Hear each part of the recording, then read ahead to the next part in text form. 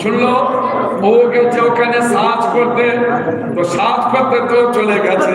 আর এদিকে কি করেছে শুনলো, এদিকে কি করেছে রব্বুল আলামিন একটা বাস, চলন্ত বাসের উপর একটা কেউটে সাপ উঠিয়ে দিয়েছে। কেউটে সাপের খুব বিষধর সাপ বলা হয়, আমাদের আঞ্চলিক ভাষায় কেলে সাপ না কি বলে, তো কেউটে বলি না, কেলে সাপ বলি, কেউটে সাপ একদম বাসের উপর উঠেছে।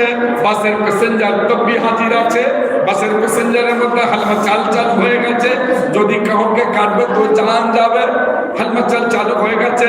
কিন্তু গাড়ি বিরানিং সাপ এদিক ওদিক পরিবেশের বাইরে এসে গেছে, বাস তো ওর পরিবেশ নয়। এইবারে সাবিলতে দুটো একটা জোয়ান বেটি বসে আছে, ওর পায়ে উঠলো, উঠে জোয়ান বেটির সালোয়ার কামিজ ছিল, ওই সালোয়ারের ভিতরে ঢুকলো, ঢুকে পায়ের উপর প্যাঁচ দিয়ে রয়ে গেছে, বিলকুল আর নড়েনি, চড়েনি, হিলেনি, দুলেনি, পালায়নি, চোট বি মারেনি।